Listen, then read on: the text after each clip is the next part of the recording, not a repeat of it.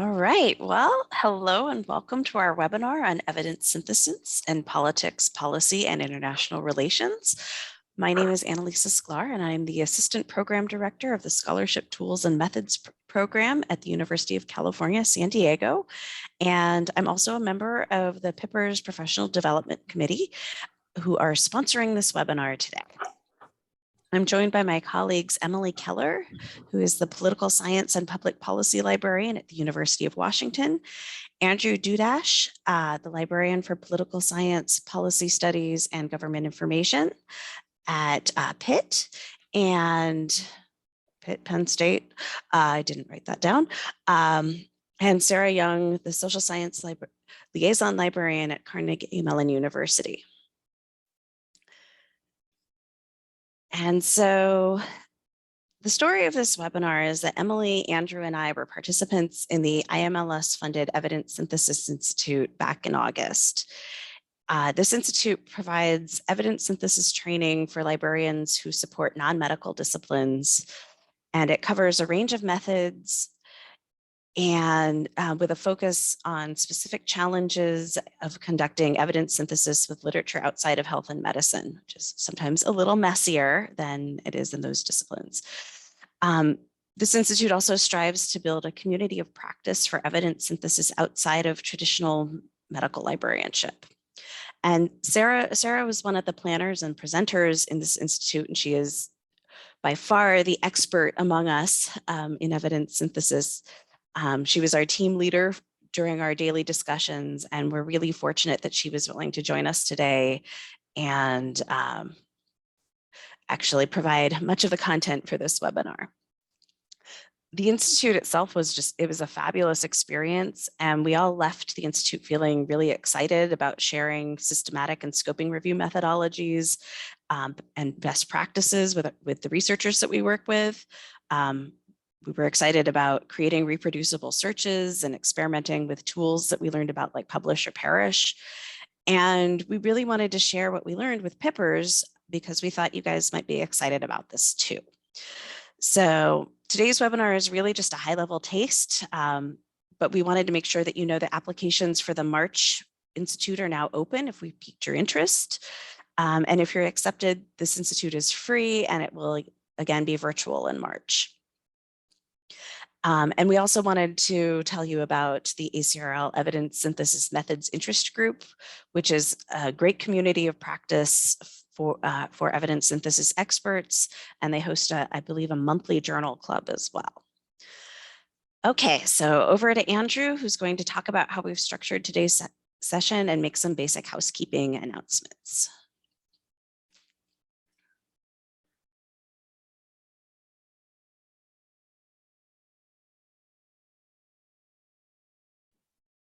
Andrew, I think you're muted. Thank you, Sarah. Thank you, Annelise. I'm a Pitt graduate, so that Pitt slide is fine. Today's presentation is going to cover what is evidence synthesis, key features of ES, some specific things related to political science, policy, international relations, the librarian's role, and then some resources and some professional development in this arena. We're going to have a lot of time at the end for discussion, and so if you want to, if you have a question, please feel free to type it in the chat when we get to the discussion part. If you want to raise your hand, depending on how many questions we have, that might go a little bit easier. And again, just make sure that that you're muted as we move through the presentation. So next slide, please. So what do we mean by evidence synthesis? The Cochrane website defines it as a way of combining information from multiple studies that have investigated the same thing to come to an overall understanding of what they've found. It's been done in health and health professions for a long time, and this kind of practice is trickling into the social sciences. And so the most well-established methods are a meta-analysis and a systematic review. And I'm going to drop an article into the chat that is from the Health Information and Libraries Journal about, it's called a typology of reviews. And it actually talks about the 14 different types of reviews. So I'll share that with you when I'm done with my section of the slides. Next slide, please, Annelise. And so why evidence synthesis? In our subject arenas to provide guidance for practice and policy making. Again, lots of research out there, ES research on health policy, identify areas of knowledge gaps and knowledge saturation, to decrease bias, and then also to increase reproducibility and transparency.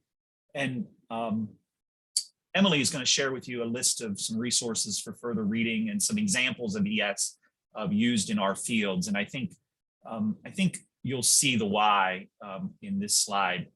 I think you'll see that evidence in that list of reading, list of articles. So, okay, so now Sarah's going to take over from here.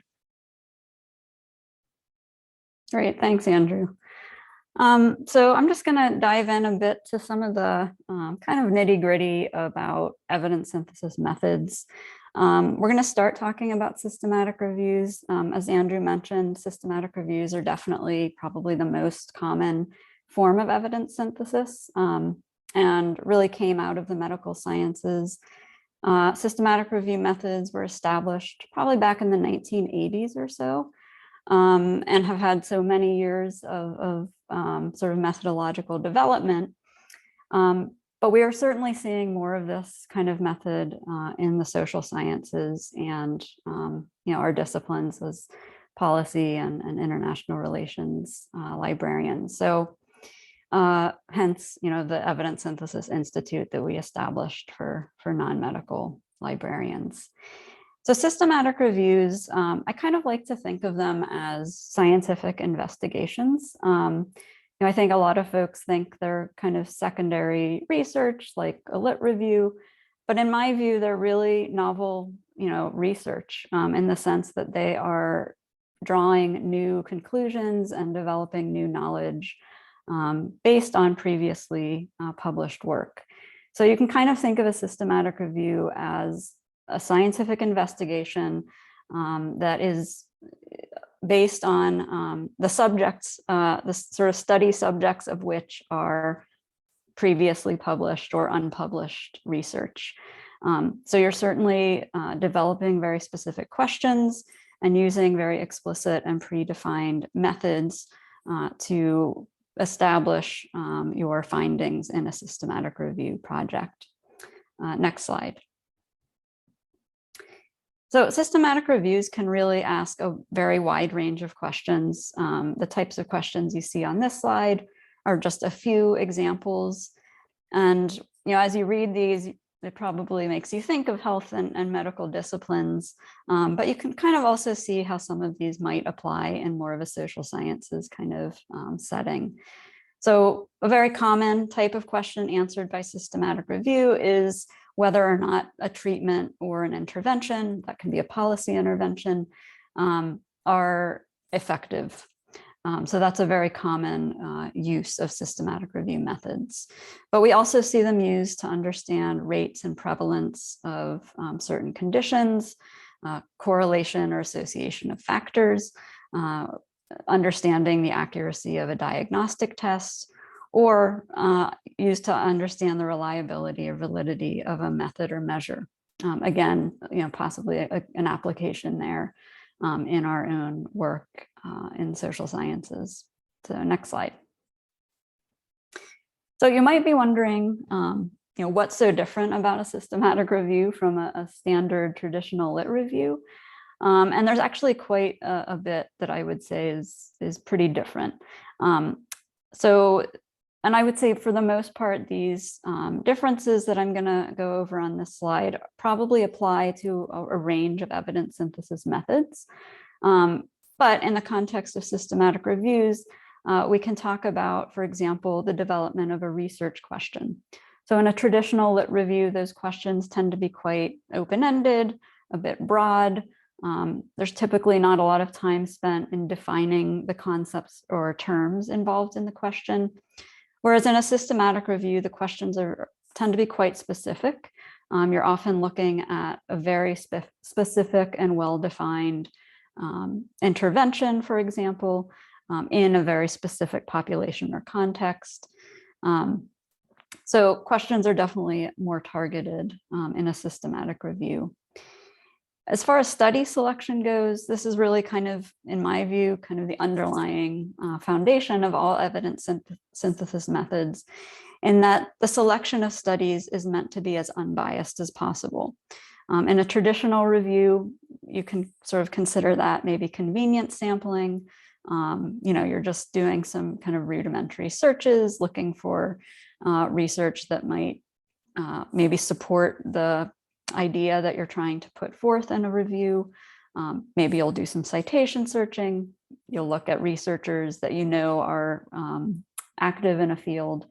In a systematic review and really other types of evidence synthesis methods, we're aiming to produce a set of studies based on very well-defined and predefined criteria for eligibility. So we do exhaustive and near comprehensive searches. We're trying to find in a systematic review every study that has been done that meets a very specific set of criteria that we lay out in advance of our searches. And you can sort of understand here where the librarian starts to come into play, because we certainly bring an expertise in understanding an information landscape, understanding how to design and run these comprehensive and complex searches. Another step that is usually carried out in a systematic review, not common to other evidence synthesis methods, is quality assessment. So this is a step where once you have identified your included studies, you're actually taking an added step of assessing the quality of those studies and the risks of bias in those studies. So all of that information is going to go into your final conclusions about what intervention works or doesn't work, or essentially what you're putting forth as your findings in these kind of reviews. Quality assessment is rarely, if ever, done in a traditional literature review. And then finally, as far as synthesis goes, if you're dealing with, say, quantitative studies, you can certainly consider a meta-analysis in a systematic review. Not all systematic reviews include a meta-analysis. And in fact, you can do a systematic review with qualitative research. So in our field, that may be something that we encounter. In a traditional lit review, synthesis tends to be very qualitative and narrative. You may see something like vote counting, which tends to be frowned upon in systematic reviews, where you're basically saying, 5 studies supported my idea and 3 studies did not support. In a systematic review, it's really more about the quality and strength of the evidence, and not so much about simply counting up studies. All right, next slide. So to get a bit more into kind of where we come into play as librarians, and give you a sense of what is different about the searching in these kinds of reviews, I like to use this analogy of fishing, where in a traditional literature review, we tend to be running very specific targeted searches, right? So let's say you've got a bit of bait on a rod and you're searching for trout in a stream. We're really just trying to pull out, a few good representative studies that sort of support our review. Next slide. In a systematic literature review, the analogy here is more like an ocean trawler. So we are throwing out a very broad net, really running sort of broad, very sensitive searches. Often that means that we're getting hopefully all of the studies that meet our criteria, but also many, many studies that don't meet our criteria. Next slide. And so that means there's this process of what tends to be a very manual step of removing or screening out the studies that don't meet our criteria. It's a very lengthy and sometimes tedious part of this process, but I think as librarians, we know that a search cannot be so good that it only picks up all of the studies, but not a lot of stuff that might not be relevant. Next slide. So that gives you a sense of systematic reviews. I do want to touch on just a few other methods. As these methods kind of move into out of medical and health sciences disciplines into the social sciences, we see these methods applied in a lot of different ways, and sort of an emergence of new types of evidence synthesis approaches that sort of meet the criteria or meet sort of the needs of a particular discipline. Very common in the social sciences, we'll see scoping reviews and systematic maps. So these are evidence synthesis methods that allow for a bit more flexibility than a systematic review. Typically are asking broader questions and trying to sort of get a sense of what is known about a particular topic. Often these are used to identify areas of sort of knowledge saturation that might be great spaces to conduct a systematic review, but also identifying knowledge gaps and sort of guiding funders and research toward filling those gaps. Rapid reviews are another method we see usually applied in sort of a context where very quick answers are needed. We saw a lot of rapid reviews over the past year and a half as tons of publishing and research was emerging during the pandemic, and people, public health practitioners and policymakers needed quick answers to understand what was happening with COVID and what was the best evidence to inform or new guidance around public health policymaking. So rapid reviews are essentially a systematic review, but carried out in a much shorter time frame. I should note systematic reviews tend to can take literally up to or even longer than 2 years. I think the average time is maybe a year and a half. Rapid reviews tend to take a few months to conduct. Next slide. I want to also just mention evidence and gap maps. This is a type of, I think you could sort of consider it a type of systematic map where the evidence is presented in a very visual kind of interactive way that allows policy and decision makers to sort of quickly understand where the evidence is for a particular area. Often these are presented in kind of matrices where you might have, intervention characteristics along the columns and outcome measures along rows, for example, and a user can quickly navigate and sort of understand where the strong evidence is in a particular area. A great place to look at examples of this is the International Initiative for Impact Evaluation, or 3IE. This is an organization that conducts impact evaluations, but also they produce a lot of evidence in gap maps. And so that's a nice example. And they work pretty strictly in the international development domain. Next slide.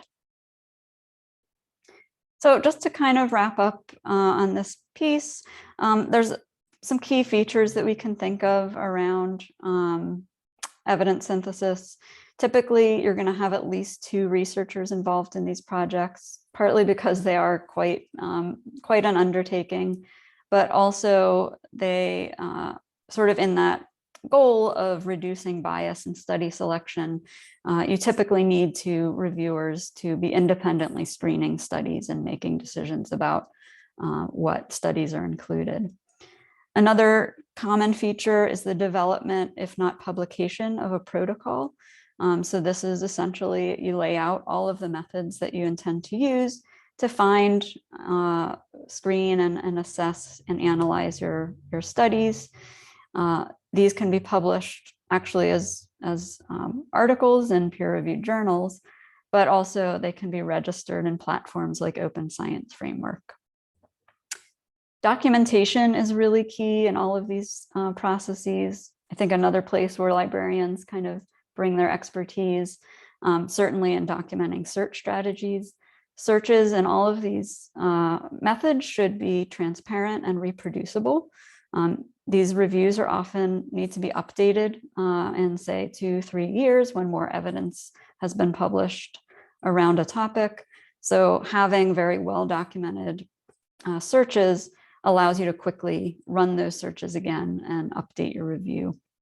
And there's also common tools used across these methods like citation managers and other screening tools. Next slide.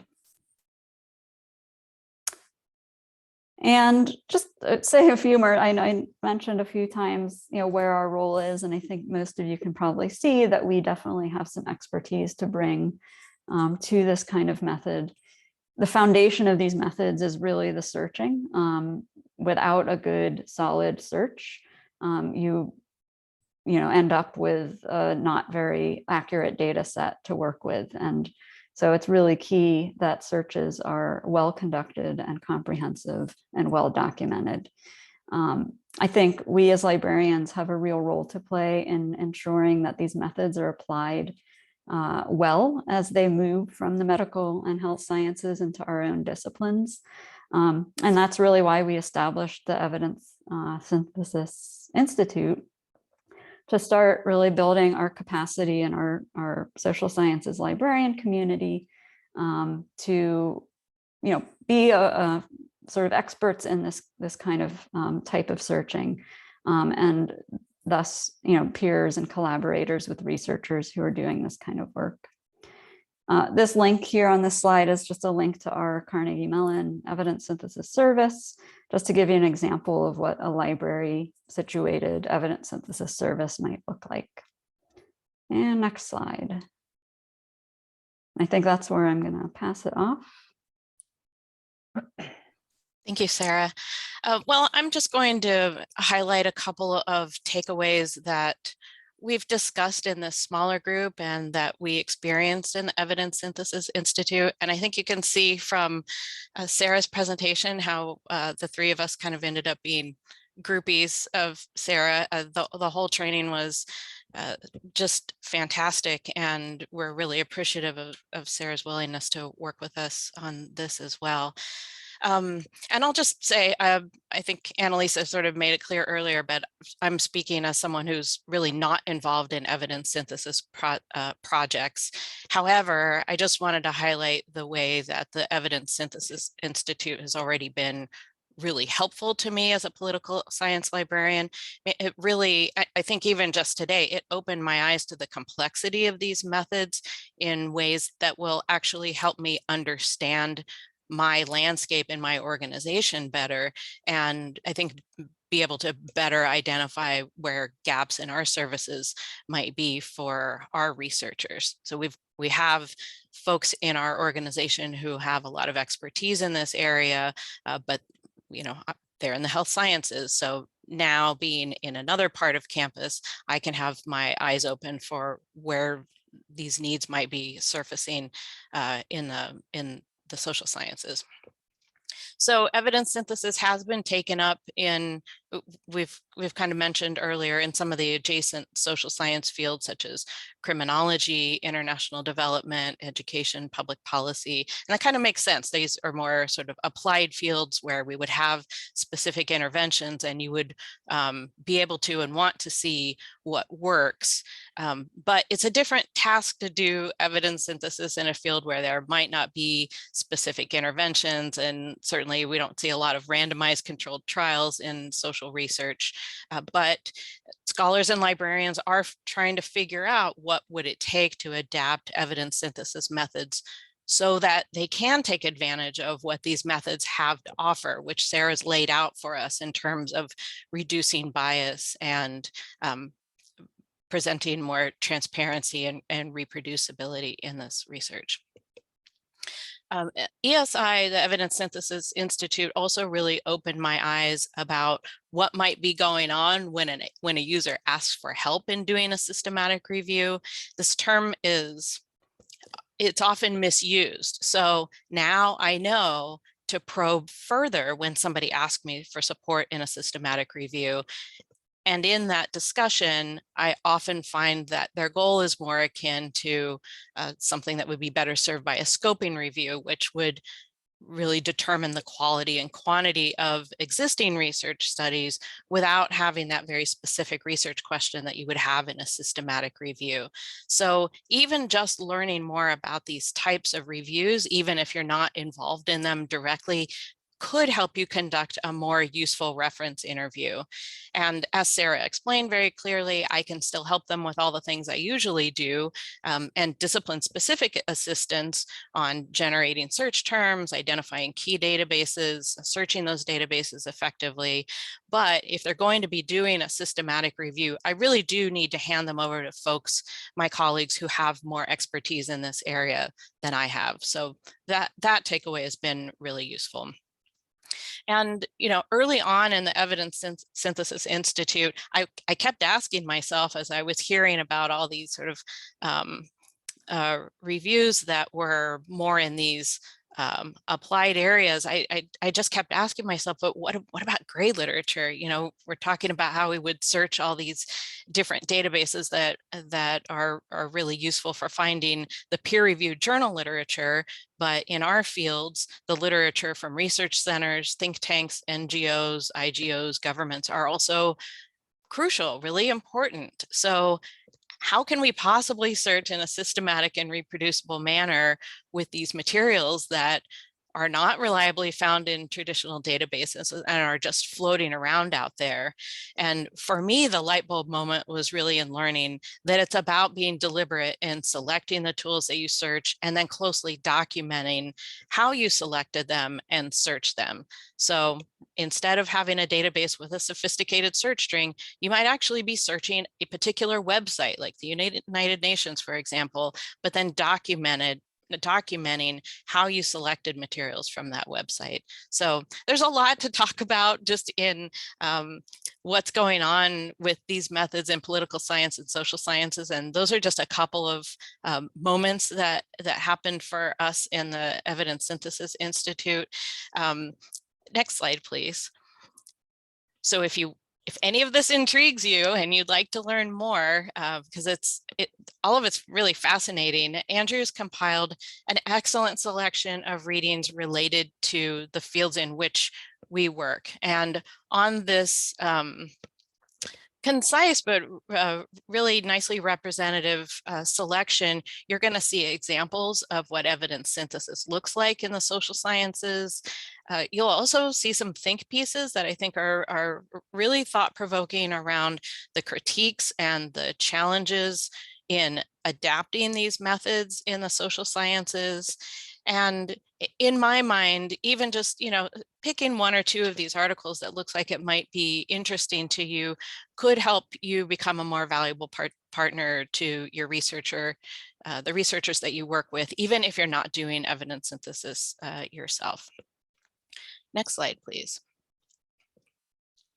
And finally, it wouldn't be a librarian webinar without some tools and resources. So these are just a few things that we pulled together that we thought might be useful. Again, even if you're not doing evidence synthesis, the Campbell collaboration provides evidence syntheses in a number of policy areas, and it also has more guidance on doing evidence synthesis in the social sciences. So you can use it kind of both for reference and for professional development.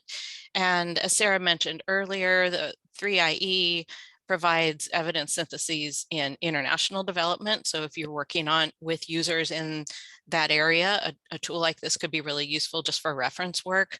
But there's a few of these other kind of what works clearinghouses type sources out there. This one is just in the field of education. So I think those could be really useful reference tools. And then the systematic review toolbox, if you really want to geek out and get in the weeds in some of the really interesting tools that have been developed in trying to do this kind of work, this is a database where you can search for tools that do different things. And then, again, we'll just put in our plug once again for the Evidence Synthesis Institute. You can see they've pulled together a press book that has more on the curriculum if you want sort of a preview of what you might be getting into if you're interested in applying. Next slide, please.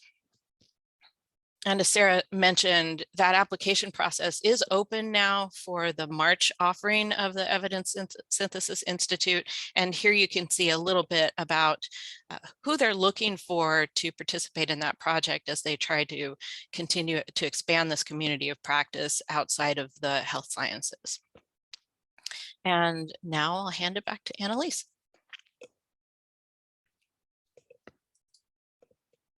Okay, well, we are towards the end. Thank you for attending today. And we are going to shift into discussion. All of our contact information is on this slide if you want to follow up with any of us. So with the discussion, so we have some questions as prompts that you can see, but if our discussion just flows, that's great too. We're really interested we're really interested in hearing from folks who have been involved in evidence synthesis in political science, policy or international relations or related fields, and what you're seeing in your organizations. So I will stop sharing now so that we can all be together. I don't know if folks want to raise your hands or just unmute. There are questions in the chat. So there's a question here in the chat. Is the Institute intended for those brand new to evidence synthesis or for those who may have some experience? It is intended for folks who are brand new. None of us really had experience before attending. Heather had a quick question. Helene, I'm sorry about that. Thank you. That's what I look like. You don't need to see me, but hi, everybody. I was very intrigued. So I am the government information and political science librarian at my library at a university in Canada. So I'm very intrigued about the whole, what everyone outside of our realm calls gray literature, but in my life, a lot of times just government information. And I'm curious if off the top of your head, if you can suggest any things to think about with those types of sources, primary sources, or with the links that you've provided, anything that really highlights this whole world of government information and how you bring that into a systematic review or any types of the levels of review. I kind of over the years have cobbled together my own methods, and I didn't even know I was kind of actually doing some of this stuff I was told without knowing it, but obviously it's not formal. And I'm just curious if there's any pointers I could be reading up on for this area of information. That's a really good question. I have thoughts, but I don't know if, Sarah, if you have an expert opinion on this. I think it's an area that there's still a lot to be understood about, a lot of research to be done in terms of, not just sort of what the sources are, but how to, adequately search and document. So maybe while others are talking, I can sort of dig around for a few papers, because I think for sure there's been some research in this area. Yeah, off the top of my head, no resources are coming to mind, but I think the key takeaway with evidence synthesis is trying to document your process. So, this idea of reproducibility, which is a big deal in political science, but being able to reproduce your search process. Government information is sometimes tricky because we just know how to get there. And I think you can your documentation process can be notes. So one of the things that was really interesting was looking at the different ways that different authors dealt with documenting it. And it may be that you have a very long Boolean search database name and a very long Boolean search string and a list of results, or it may be, we looked at this because of this. So, if our scope is we're looking at legislation or we're looking at this agency, we went to this agency and looked at their documents for documents that included these keywords or from this time period, or that otherwise dealt with this subject. So I think the key is being able to document your process. And for me, that's really hard because I am a big, messy, flailing searcher. So, and I'm sure other people are too.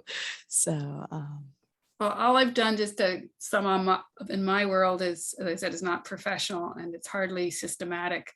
But when it comes to those areas, so I'll share is just quickly is if I'm doing a very advanced or intricate kind of, say, Google advanced search, and I've set it up and it seems to, I'll save that URL, but of course, over time, I don't know what's going to happen. But between that, where I actually save the whole URL and the Wayback Machine, I'm kind of pulling together, and I just know it's sloppy, but it kind of somewhat works, but I know it's just not at the level that you're talking at. So I'm just curious to know what's best practice in that kind of an area. I would add, related to the government information and maybe gray literature in general, not all disciplines have this, but some disciplines, some folks are doing bibliometric studies that look at the types of resources cited in professional literature.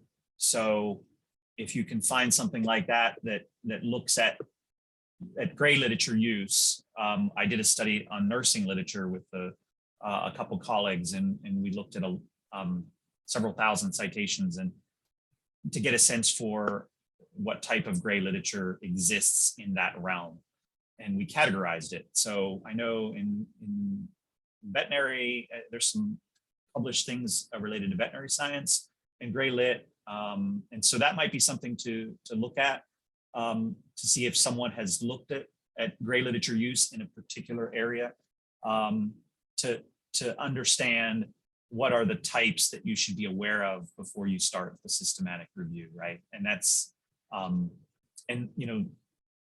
to kind of double down on that, there's,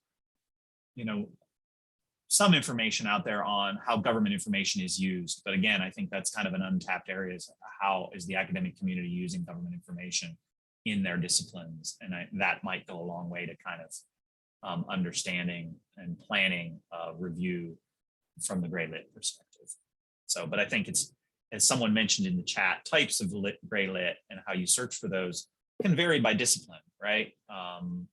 And so that might be kind of the, if you can find a study on gray lit in a particular discipline, that's a good start. I was the one that put that note in the chat about definitions of gray literature, because I have many debates with my health sciences colleagues who think that legislation is gray lit. And I say, no, that's primary. that's a really good point. Gray literature versus primary literature. That is a very good point. I had a big aha moment during the Institute when I was like, oh, this is why law reviews are called law reviews. It may have been more obvious to other people, but it just never occurred to me that review and law review actually meant something. I see we have another question in the chat. Somebody, Caitlin Tanis is curious about how many folks who are working with evidence synthesis also work with data management, and is there any crossover, with the note that a lot of the documentation aspects seem to replicate the research data management process. And yes, I think it goes back to that whole reproducibility of, this is a real scientific methodology with publications as your data set, and you are trying to reproduce how you created your data set. So I don't know if other folks are intersecting with that as well. Yeah, I think that's a great point. I mean, I know that at CMU, we have worked with our research data management librarian to sort of develop some documentation and processes around our systematic review and evidence synthesis service. So yeah, there's for sure crossover there. And I think there's a lot we can learn from our research data management colleagues in terms of our own practices in this domain. And I see there's another question in the chat asking what tools people are using for their documentation. Is anyone using research logs? And I know that there are several tools specifically for evidence synthesis. I don't know if you want to speak to some of those, Sarah. Yeah, so in terms of documentation, I mean, so the tools that we typically use are things like citation managers, and you know, one step is running you run all your searches across many sources, and then you have to do a deduplication step where citation managers can be really useful.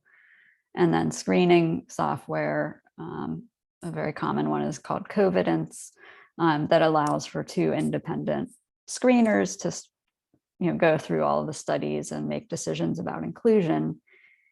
And they sort of come with like documentation features, but I feel like documentation does end up sitting outside of those tools. Like personally, I end up using Google Docs. I'm curious if research logs, if that's like an actual tool or sort of a category of tools, because that sounds like something that might be really handy in this process. That was my question, Sarah. Anita, I'm at Syracuse University, and I've been I like create my own Word docs, and if I have a really big project, I use Excel spreadsheets, but I don't know, if there's, I don't know, examples that people have to share or of other things or other tools they use, because I do keep track of all my search strategies. Really detailed, and then I have reflections on those, and then I mostly to keep track because I get interrupted so often that I have to remember where I left off, and I don't want to recreate the wheel, but I don't know what other crutches people use. So maybe it's a crutch, or that's what I meant by documentation, is how to keep track of yourself. Yeah, I mean, it sounds like what you're doing is pretty similar to my own method. Yeah, it tends to be sort of just a cobbling together of a bunch of different tools and platforms and spreadsheets and Word documents. I just thought there might be something, I don't know, better out there. I'm always looking for a better solution. Yeah. I see in the chat that Cosette Comer shared a search strategy template that is also seems to be a Google Doc, or at least is stored in Google Docs. I don't know if you want to tell us more about that, Cosette. Yeah, sure thing. First of all, thank you all so much for organizing and for speaking, and it's really exciting to see so much interest. I am the Evidence Synthesis Coordinator at the University Libraries at Virginia Tech. I also took the Evidence Synthesis Institute in August 2020, and I can also say this is great for me. That was my first year in this position, so it's very paramount to my development into the field. But I do this every day, and we host a lot of educational opportunities for not librarians, but for researchers at Virginia Tech. And so this spreadsheet that I shared is kind of the standard that we share with our at our instruction sessions or in consultation. And it's not to say that you can't document more. And it's not to say that if you're doing more of a structured review approach or even a rapid review that you have to document everything. But we think that this is a good kind of starting point for what you might want to report later on. And as Anita mentioned earlier, I mean, this is also just really useful to keep track of, hey, I had to put this search down for 3 days and now I have no idea where it was. So. Looks great. Thank you for sharing. Is anybody else offering evidence synthesis or considering offering evidence synthesis in the social sciences, or even working with the health sciences, depending on how many hats you wear?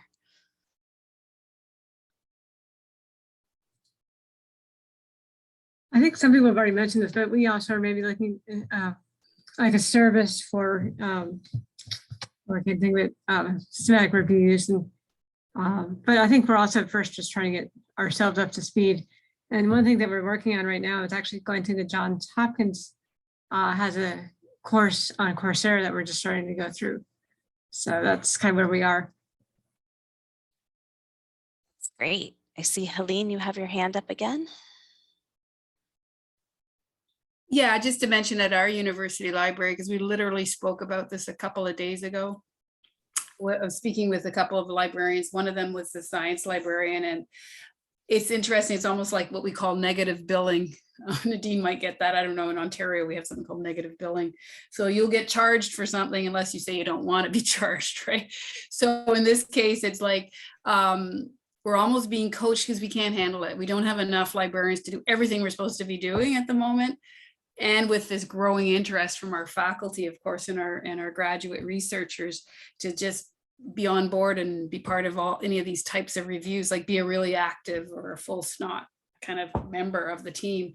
So it was very interesting. We're almost saying like, we're not going to do this, but this is how much we're going to do. And part of it, I think in our, at least what I can gather from the science librarian as a strategy might be to do what we're doing today, to sort of talk about these things, but not really be actively involved. And that's not without of a desire. I've got several colleagues that have done, I think both this, I think I'm going to ask them afterwards about the Evidence Institute, if they've actually done this before. Definitely the Johns Hopkins ones for sure, I've heard about.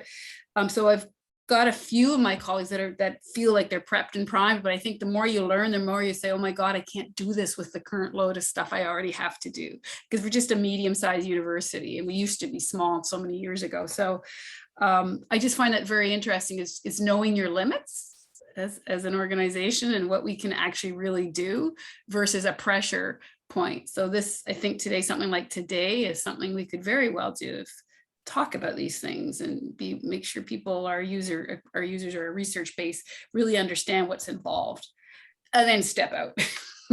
Well, and that was a really big takeaway for me, was realize, because we do offer this service for in the health sciences. But for, I realized very quickly during the Institute that this was not something that I could be super proactive about. But I feel prepared to be reactive for somebody who asks, but I wasn't going to go out and try to drum up a whole lot of business. And I was actually really interested to talk with my health sciences colleagues who have set up a lot. They've set up some Google Forms to try to be sort of self-service. But I've looked at some other institutions that I was really impressed by that have their service levels spelled out on their website. And so, consultation free, then you get into, advanced searching was, a charge of a few $100s or something. And then, anything more than that, the charge and a co-authorship credit. And it's like, okay, well, if you're a co-author, then maybe you're willing to put in more effort. But it was really interesting to see that was so clearly laid out with the expectation around the work, because it really, thinking of, these piles and piles of articles as data that you actually have to sift through is really different than just, oh, I can do this quick search and here are your results and send you on your way.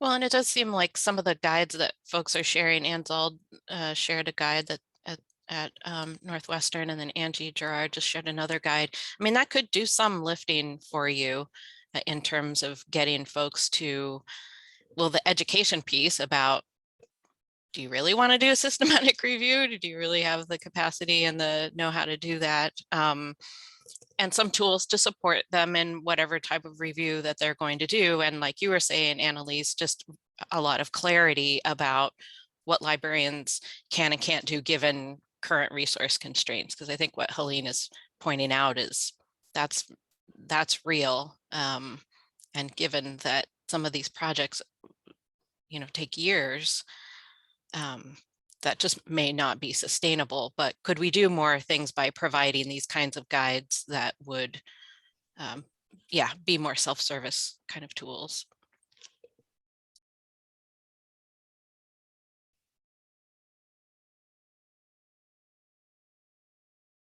And I have to say, you know, one of the big components of these types of reviews is often peer reviewing your search strategy. And so I would much rather work with what the researchers on their search strategies up front, and then, you know, walk away when it's time to actually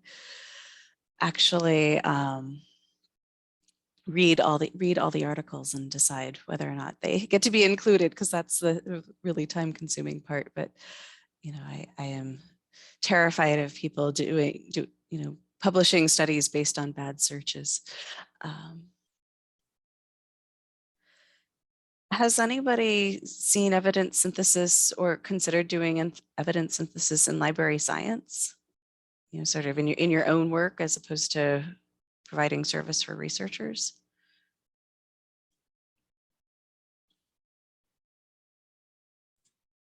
I haven't considered doing it in my own work, but that was actually following a published one in the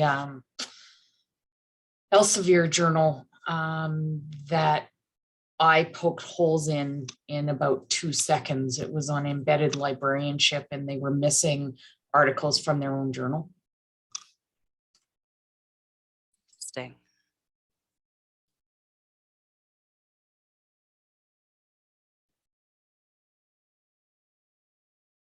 That was definitely something that inspired me to apply for the Institute, because I had this idea that it's like, oh, this is a methodology that librarians should actually do.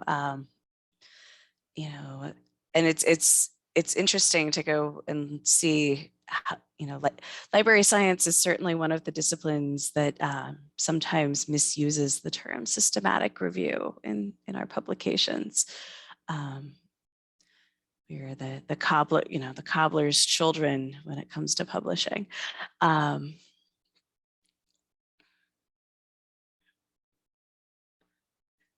Helene. Sorry, you're probably tired of hearing from me, but at our place, we've just fairly recently, say just before COVID, it came out.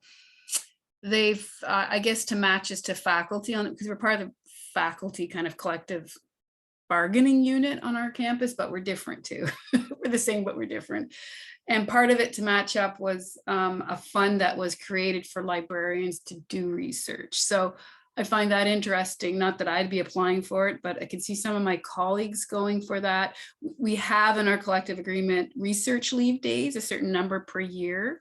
So of course, any of my colleagues might be just what you asked, Annelise. Maybe they are doing it, I don't know.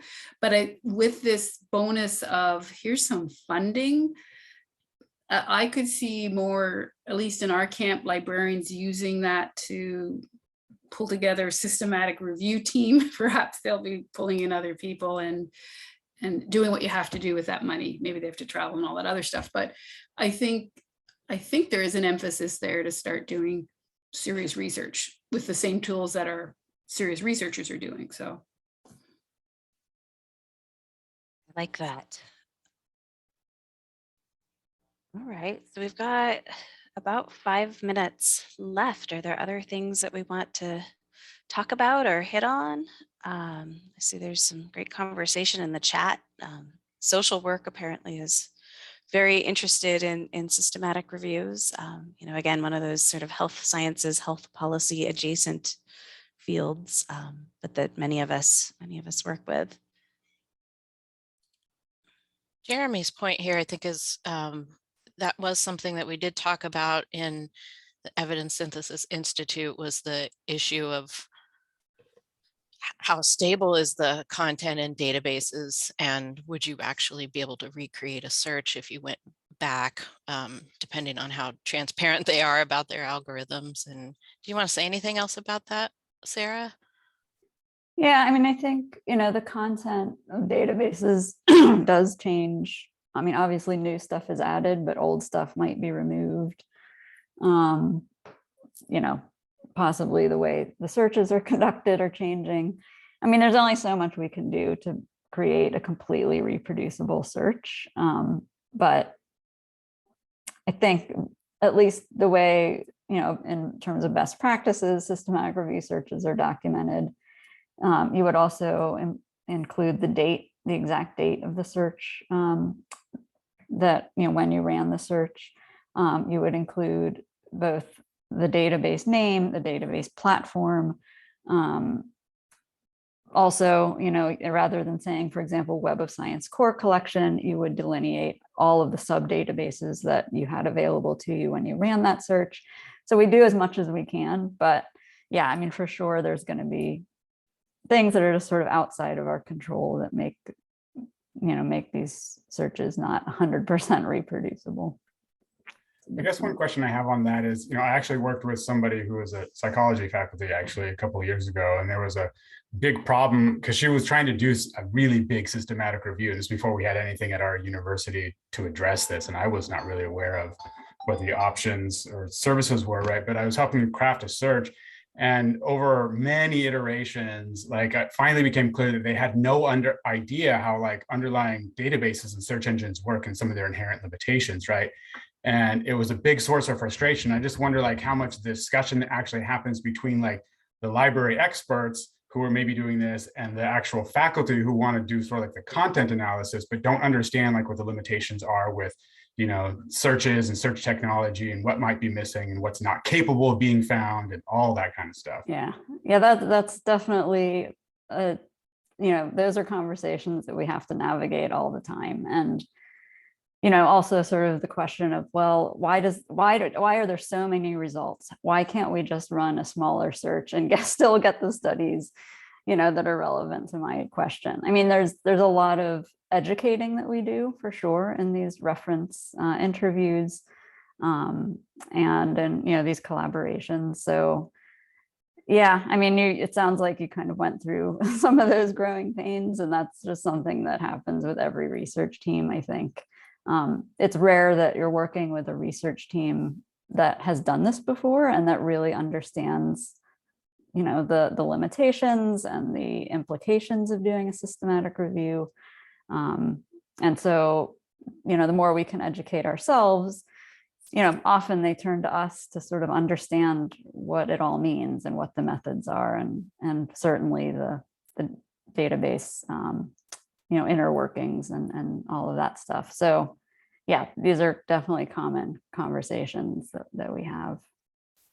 Ann Zald makes, sorry, I was going to say just really quickly, Ann Zald makes a really good point. Don't use your discovery system for your systematic review. Go ahead, Andrew. Oh, and I wanted to add, I think, Jeremy, that conversation changes depending on the discipline of the database is being used. And one thing that I'm curious about, we don't have this resource. It's a new resource called, I think it's called Policy Commons. And they're basically trying to index think tanks and NGOs. It's kind of, you know, it may be, it's lots of gray literature is, and they're actually making an attempt to index it and organize it. So I'm wondering about tools like that and how those might be useful for this kind of work in the future, especially related to the area of gray lit. So if anyone has an experience with that resource, please feel free to share. So. All right, we've got 1 minute left, but we can stay a few minutes if we want to keep talking. Helene and then Anita.